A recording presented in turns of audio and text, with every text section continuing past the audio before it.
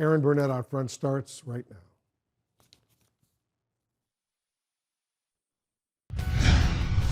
Out front next, more questions than answers. Texas police facing intense scrutiny tonight over their response to the Uvalde school massacre.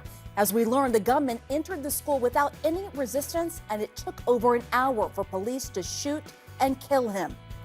Plus, more on one of the young lives lost in Tuesday's tragedy. Annabelle Guadalupe Rodriguez, just 10 years old, killed along with her cousin who was in the same classroom. Annabelle's father joins me. And canceling the NRA, I'm going to speak to a musician coming up who just pulled out of a performance at the NRA's annual convention, which kicks off in just hours. Let's go up front. Good evening, I'm Pamela Brown in for Erin Burnett. Out front tonight, confusion and anger as serious questions grow over the police response to the massacre inside Robb Elementary School in Uvalde, Texas. Today, officials laying out a timeline of the shooting that killed 19 students and 2 teachers. The gunman entered the school without any resistance, and it would take an hour before tactical teams arrived and killed the suspect. Also, a crucial detail from that press conference today was very different from what we were told yesterday and again this morning. There was a brave Consolidated Independent School District resource officer that approached him, engaged him, and at that time gunfire was not exchanged, but the subject was able to make it into the school, as the governor reported. We spoke to that school resource officer yesterday evening. Our Texas Rangers did an interview with him. Only now we're learning the gunman never encountered a school resource officer. So from the grandmother's house to the bar ditch to the school, into the school, he was not confronted by anybody. To clear the record on that. So there was no school resource officer. And again, it took more than an hour for officers to kill the gunman. During that time, we are now seeing heartbreaking new video of parents pleading desperately with officers to act.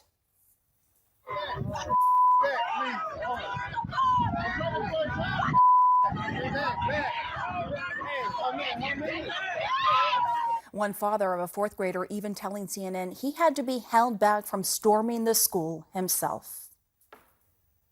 I told one of the officers myself if they didn't want to go in there, let me borrow a gun and a vest and I'll go in there myself to handle it up. And they told me no. A lot of questions and a lot of anger tonight. Ed Lavandera is out front live in Uvalde. Lucy Kavanaugh is in San Antonio with more on the victims. But I want to start with Ed. Ed, what is the latest there tonight? Pamela, Texas investigators insist they are trying to piece together all of the confusing information as best they can to provide accurate descriptions of what unfolded here Tuesday morning and afternoon. But the confusion is really frustrating and angering the parents of the victims here. 2 days after the mass shooting at Robb Elementary, the story of what happened when the gunman arrived on the campus has fundamentally changed. There's a lot of possibilities. I don't have enough information to answer that question just yet. The new details revealed in a bewildering press conference with the Texas Department of Public Safety. He walked in unrestricted initially. He was not confronted by anybody. To clear the record on that. Police revised earlier reports that the gunman engaged with a school resource officer. According to investigators, 12 minutes passed when the suspect crashed his grandmother's truck on Tuesday morning and when he entered the school through an unlocked back door. He went in at 11:40. He walks, and I'm going to approximate 20 feet, 30 feet. He makes a right. He walks into the hallway. He makes a right, walks another 20 feet, turns left into a schoolroom, into a classroom that has doors open in the middle. Officers are there. The initial officers, they receive gunfire. They don't make entry initially because of the gunfire they're receiving. Police say most of the gunfire was in the initial minutes. There was a standoff for almost an hour before police forced their way into a classroom and killed him. The question remains why they couldn't get to the gunman sooner. Can you explain to us how he was barricaded? I hear you. Because we've been given a lot of bad information, so why don't you clear all of this up? Like shooting in front of us. Like hitting the dirt on the floor and just The bullets were hitting close. Bullets from where? I guess he was coming from the school this way. Parents were frustrated police wouldn't let them help save their children, despite safety procedures that keep people away from an active crime scene. Jesse Rodriguez lost his daughter in the shooting. He's angered by what he saw officers doing outside the school. They should have moved in. You know, I don't think they had a right to sit there on their ass waiting. You know, they should have moved in faster. In all, more than 100 federal officers responded to the shooting, in addition to local police.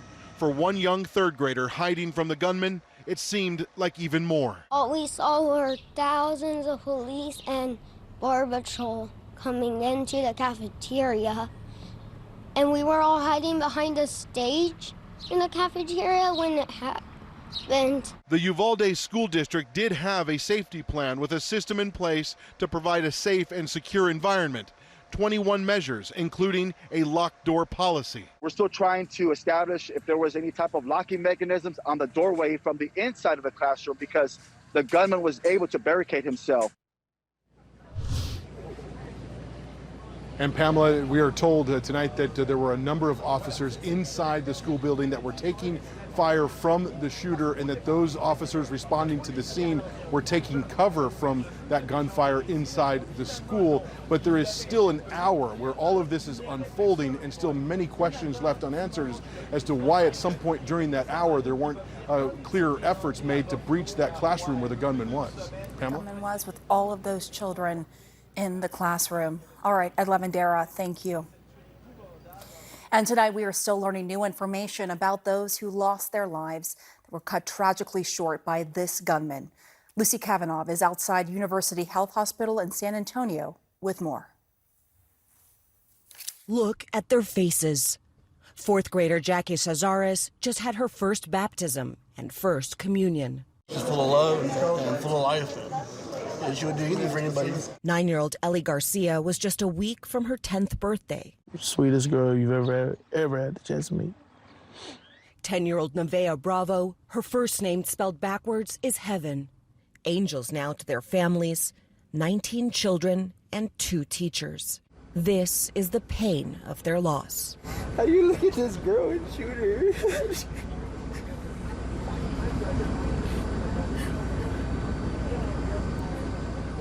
Oh, my baby, how do you shoot my baby?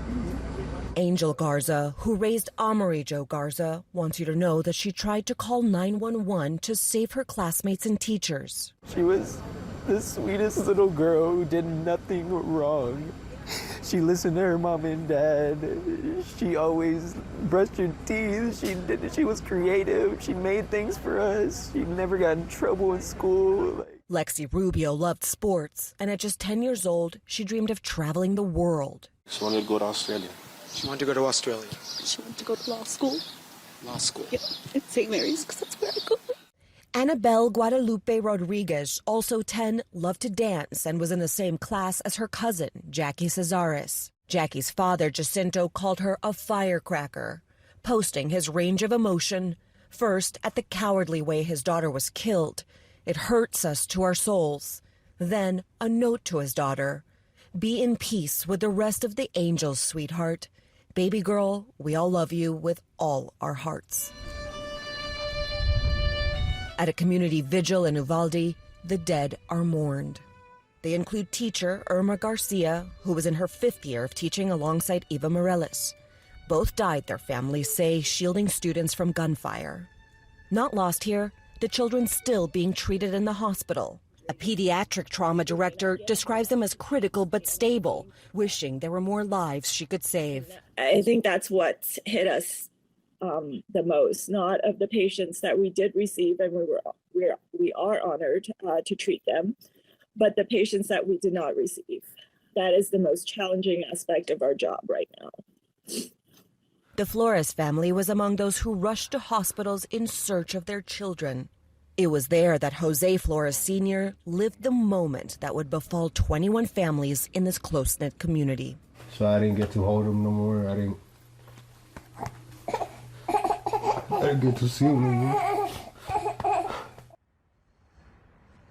And Pam, a tragic footnote to the piece that you just watched. We showed you photographs of Irma Garcia, one of the school teachers, elementary school teachers, who was gunned down in this massacre. CNN has sadly learned that her husband, Joe Garcia, collapsed and died this morning. He was preparing for her funeral. The cause of death was a heart attack, but his family believes that he died of a broken heart after losing the love of his life for more than 25 years. She was killed on Tuesday alongside all those young ones. Pam? There are no words. Lucy Kavanaugh, thank you.